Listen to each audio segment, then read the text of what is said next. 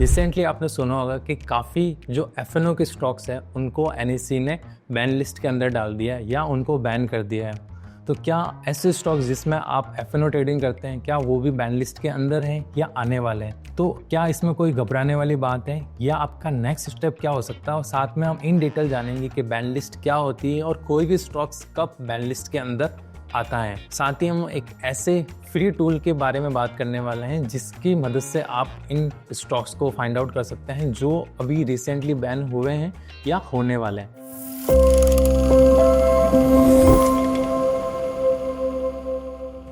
Hello traders, मेरा नाम है जितेश, आप देख रहे हैं निफ्टी ट्रेडर।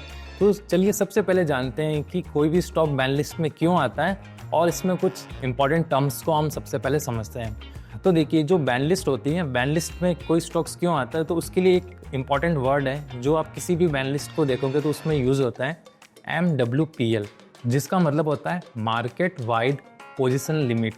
यानी कि जो NSE है, जैसे FNO के अंदर जो NSE है वो क्या करते हैं कि जितने भी ऑप्शंस के स्टॉक्स हैं उसमें एक लिमिट सेट करती है, यानी कि आप कितने मैक्सिमम ऑप्शंस कॉन्ट्रैक्ट उसमें बना सकते हैं, जिसमें फ्यूचर एंड ऑप्शन दोनों को मिलाकर ये लिमिट सेट होती है।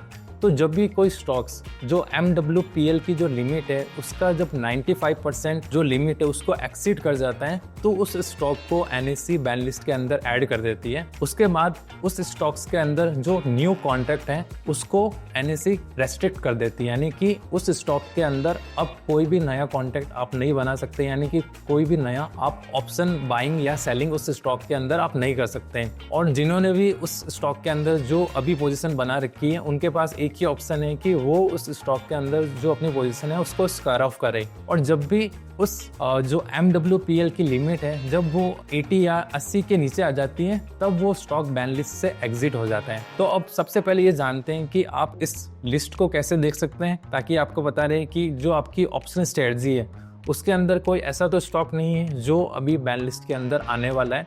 साथ में जो एक MWPL है उसकी लिमिट को आप कैसे डेली अपडेटेड दे सकते हैं, तो उसके लिए हम चलते हैं स्क्रीन के ऊपर और समझते हैं उसको इन डिटेल। जिस मैं फ्री टूल की बात कर रहा हूँ वो आपको मिल जाएगा निफ्टी ट्रेडर वेबसाइट या इवन ऐप के अंदर। तो अभी हम आ चुके हैं निफ्टी ट्रेडर वेबसाइट के ऊपर। यहाँ से जो बैन लिस्ट है उसके लिए आपको क्या करना है, जो मेन्यू दिख रहा है उसमें रिसोर्सेज के ऊपर आपको क्लिक करना है। रिसोर्सेज के अंदर आपको जो डेली स्टैट्स दिख रहे हैं इसके अंदर आपको यहाँ आपको मिल जाएगा बैन लिस्ट।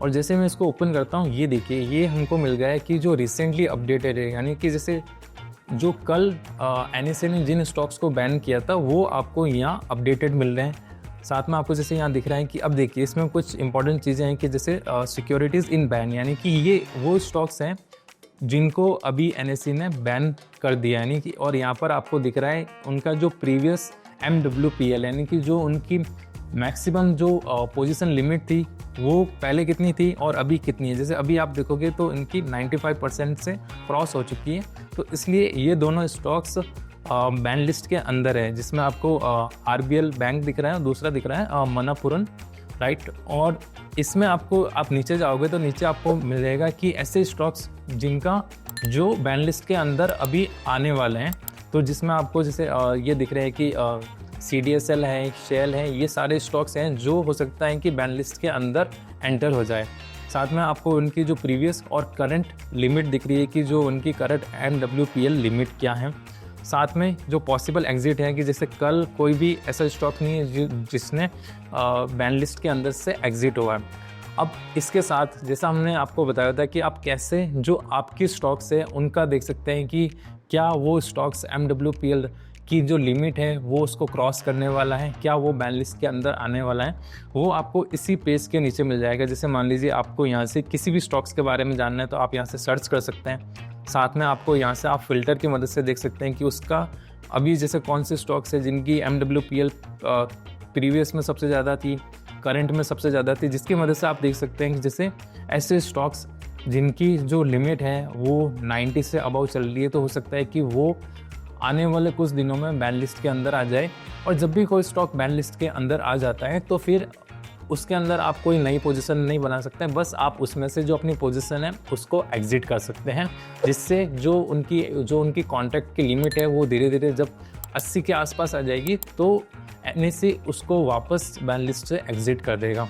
और ये जो यहाँ पर जो आपको दिख रही है बैन लिस्ट की लिस्ट, ये क्या होते हैं कि जो NSE है जब भी मार्केट क्लोज होता है इनके आफ्टर मार्केट उसको डेली इवनिंग में अपडेट करती है।